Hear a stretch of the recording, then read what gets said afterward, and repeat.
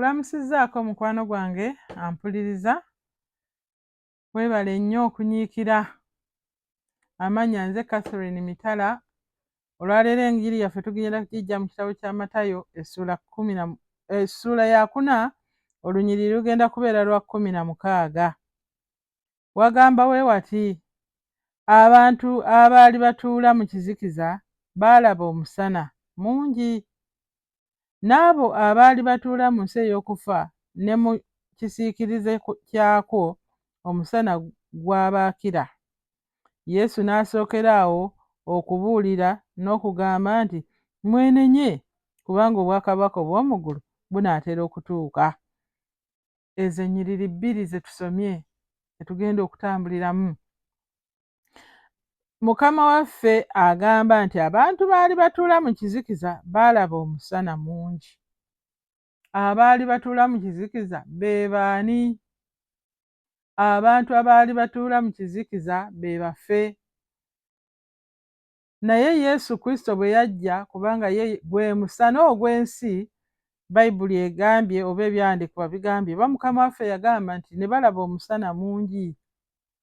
Ffe twali tutuula mu bizikiza eby'obusabize, twali tutuula mu bizikiza eby'ebisiyaga, twali tutuula mu bizikiza eby'okulya enguzi, eby'obulogo, eby'empalana, eby'enkwe, eby'obuggya, eby'obubi bwonna bw'oyinza okwogerako. Ebyo bye bizikiza bye twali tutuulamu, kubanga bye twazaalibwamu. Ebyo ebizikiza bye twazaalibwamu era bye twali tumanyi byokka. Omwana bw'aba ng'azaaliddwa ng'abamwetoolodde banywa mwenge, naye aba anywa mwenge. Abamwetoolodde olulimi lwe boogera, naye lw'ayogera. Byonna ebimwetoolodde amanya nti byebyo. Kati ffe jjukira twazaalibwa mu kizikiza nga tetumanyi na kumanya nti eriyo ne ku musana ku nsi. Sigamba ekizikiza kino ekijja ekiro n'omusana ogujja nga bukedde, nedda. Twatuulanga mu kizikiza eky'obubi, Setaani ng'atufugira we tutalabira Katonda. Setaani ng'ataddewo ekikatene ng'atukuumidde emabega eyo by'ayagala by'atukozesa, ng'atutuma emirimu eminene, oba gikutuuka oba tegikutuuka. Setaani nga ye atutuma emirimu eminene, era twakolera nnyo Setaani. Twakola nnyo mu buddu, ne tubonaabonera eyo, ne twavuwala, ne tutabeera na kantu. Buli ke tubeera nako tusomba tutwala mu basamize, buli ke tubeera nako tutwala eyo, ne bakusaba kino ne bakusaba kino. Kyokka nga tuli mu kizikiza tolaba na kulaba nti n'ono abinsaba naye ali bubi, naye nga gw'otwala n'otwala n'osomba ne bakutuma engoye, ne bakutuma embuzi, ne bakutuma enkoko, ne zikuggwaako, n'otandika kunoonya bukaamukukulu bw'onootwala kubanga oli mu kizikiza. Setaani atutumira mu nzikiza omwo, naye nga tetumanyi na by'atutuma nti bikosa obulamu bwaffe. Mu nzikiza eyo tebaayo kulaba. Mu nzikiza owammanta buwammansi, bakulabira bulabizi, Setaani yakulabira. Setaani yagamba kati gwe yita wano kukutire wali. Setaani yagamba nti kati genda n'ono. Setaani yagamba nti kati genda muli n'essabo, kubanga ye yakulabira. Akulabira naga nti genda osale obulago bw'omwana wa gundi, n'omusala ng'asala ente. Baganda bange, okutuula mu kizikiza kintu kibi nnyo. Nti abaali batuula mu kizikiza baali batuulamu, naye nga wakyaliwo n'abatuula bannange, otudde mu kizikiza tolaba by'okola, tobiraba. Ologa banno naye tokimanyi kubanga oli mu kizikiza. Oyagala babba ba banno, bazaddemu n'abaana, ate nga naawe oli mufumbo kubanga oli mu kizikiza. Oyenda ne baka banno, naye ng'ate naawe tewandyagadde ow'obende naye lwakuba oli mu kizikiza. Obbye ssente ozimaze mu gavumenti, obbye abantu, ofezze kubanga otambulira mu kizikiza. naye Mukama agamba nti abaali batuula mu kizikiza baalaba omusana mungi. Tosobola kulaba musana nga tokkiriza Yesu Kristo kubeera mulokozi wo. Tosobola kulaba musana mungi, tekiriiyo. Okuggyako ng'omukkiriza noga bannange mbadde nziba, mbadde nnyenda, n'obwana obutonga nabwo nnyenda nabwo. Omala kuzibuka maaso n'abo abaali batuula mu nsi ey'okufa. Ne mu kisiikirize kyakwo bannange twali tutuula mu nsi ey'okufa, naye nga tweyagalira omwo mwe tukubira endongo, mwe tucyakalira, mwe tuwemulira, mwe twendera. Bannange mu kizikiza waliyo ebikolwa bingi ebifu, naye nga abakirimu tebabiraba. Kubanga kizikiza abantu tebalaba. Tosobola kulaba mu kizikiza. Kyobudde byokola birumya banno naye gwe tomanyi. Byokola abantu balumwa bakaaba naye tomanyi, basinda ku lulwo. Abantu obajeezezza naye tomanyi. Kubanga otuula mu kiki, mu kufa, mu kufa. Otudde mu kufa emyaka mingi. Bakugamba munnange bw'otokkiriza Yesu Kristo ogenda kufa. Naye tobiraba kubanga oli mu nzikiza. Ne mu kisiikirize kyakwo otudde mu kufa, bw'oddako wali ate ekisiikirize ky'okufa kye kikuwambaatira. Kubanga Setaani ayagala kukuumira eyo, tayagala olokoke ogende mu ggulu, tayagala oyingire mu bwakabaka bwa Katonda, kubanga ye Setaani amanyi ebibye byaggwa dda. Setaani oba kaŋŋambe Katonda tategekeranga geyeena ng'agitegekedde omuntu gwe yatonda mu kifaananyi kye, tekiriiyo. Teri geyeena Katonda gye yategekera muntu. Naye Setaani bwe yamanya nti omuntu ono Katonda amutegekedde okubeera mu bwakabaka bwe, n'agamba nange nabo ŋŋenda nabo.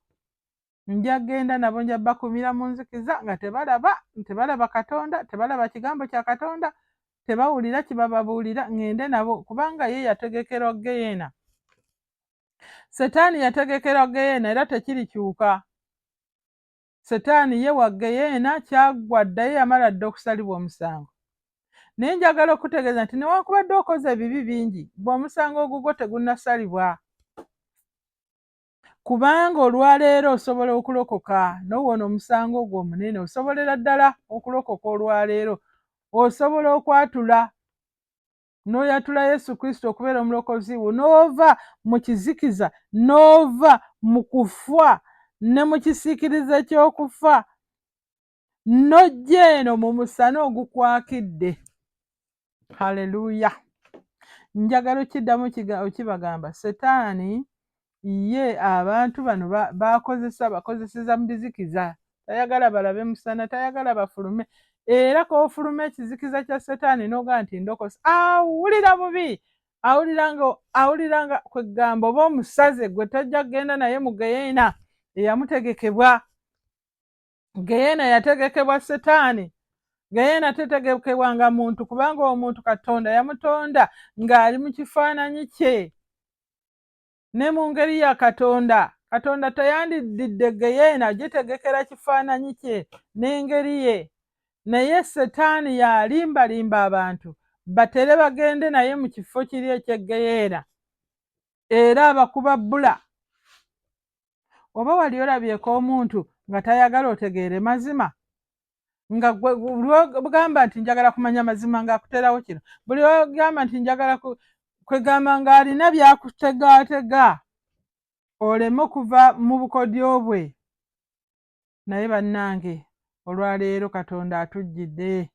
Twesiimye ffe abaalaba omusana, twesiimye ffe olwaleero tulina ebigambo bye tusoma ne bitujja mu kizikiza ne bitulaga nti bannange mutudde mu kizikiza, awo baabafera dda.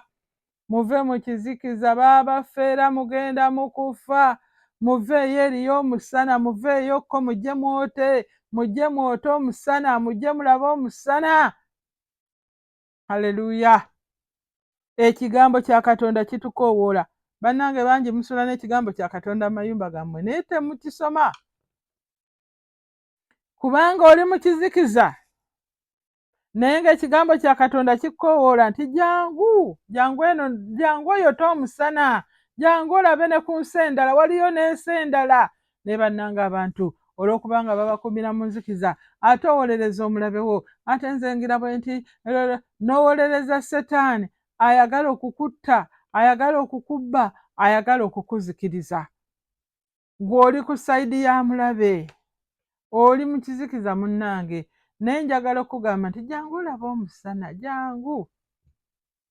Twayimbanga edda nga tugaa nti jangu olabe gukwakidde, Yesu gwe musana gw'ensi. Jangu olabe gukwakidde, Yesu gwe musana gw'ensi. Nali muzibe naye ndaba kati, Yesu gwe musana gw'ensi. Nali muzibe naye ndaba, Yesu gwe musana gw'ensi. Jangu olabe gukwakidde, Yesu gwe musana gw'ensi. Jangu eri Yesu. Yesu akwagala. Yesu gwe musana gw'ensi. Nga bw'olaba omusana bwe guvaayo emisana ne gwaka, guba tegwakiddeeko bamu. Naye ekizikiza kye kigaana abantu okumanya n'okumanya nti waliwo n'omusana ogwase. Naye nno olunaku olwaleero nno ofunye omukisa gundi ggwe. Ofunye omukisa era nandikuwadde amagezi. Oyatula essaala eno. Gaa nti ayi Mukama, Katonda wange, nkwebaza kubanga nkitegedde nti ndi mu kizikiza ate ng'eriyo omusana. Nsaba onnyambe nsobole okulaba omusana ogwo gunjakire, neenenya buli kibi kyange ekibadde kinkuumira mu kizikiza, bye mbadde nkola ku bantu, bye bankolera ne bye bankolako, byonna binsonyiwe Mukama, ondokole mu linnya erya Yesu Kristo Mukama waffe. Amiina. Bw'omaze okulaba omusana, bw'obanga ddala ddala okkiriza ebigambo ebyo era nga muli owulire ojja bitambulira mu ggwe, omaze okulaba omusana, okoze bulungi.